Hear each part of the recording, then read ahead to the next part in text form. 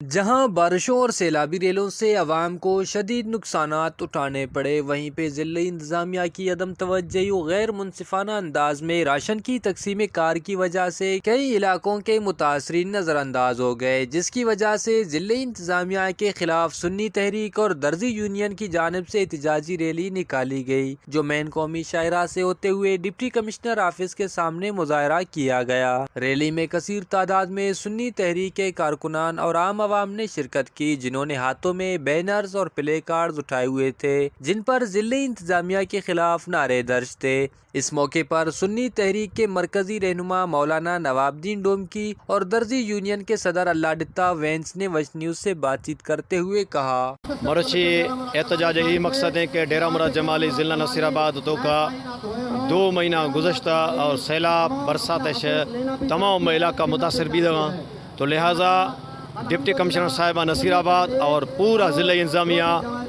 اعتماد سے ناکام بھی تھا، اور مکمل راشن ٹینٹ وغیرہ ڈیرہ مراد جمالی سٹی اندر تو بالکل کاش ہے نہ مل رہی ہیں۔ گوٹ عبدالعزیز بگٹی، گوٹ سلیمان بگٹی،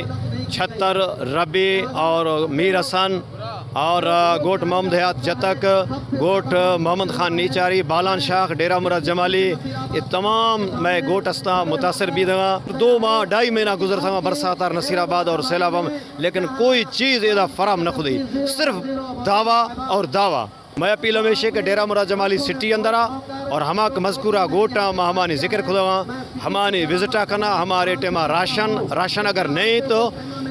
سردی بچک خاطرہ ہمارے ٹینٹا فراہم کنا۔ ڈیرہ مراد جمالی جے اور نصیر آباد بالان شاخ طبقے کے ہن ٹائم تک نہ کو ٹینٹ میسر کیا ہوا ہے، نہ کو انہوں کے راشن میسر کیا ہوا ہے، اور ضلع انتظامیہ پانچے من پسند مانن کے نوازن میں مصروف ہے۔ لہٰذا آج ہے ریلی سنی تحریک نصیر آباد اور درزی یونین ڈیرہ مراد جمالی طرف کو نکالی وئی ہے تاکہ غریب عوام جی آواز بلند تھی سکے۔ احتجاجی ریلی کے شرکاء نے وزیر اعلیٰ بلوچستان اور کمشنر نصیر آباد ڈویژن سے اپیل کرتے ہوئے کہا کہ حالیہ طوفانی بارشوں اور سیلاب سے متاثر ہونے والے افراد میں منصفانہ انداز میں ریلیف کے کام کو جاری رکھا جائے تاکہ کوئی غریب متاثر نظر انداز نہ ہو سکے۔ کیمرہ مین معشوق رند کے ساتھ ریاض بلوچ، ویسٹ نیوز، نصیر آباد۔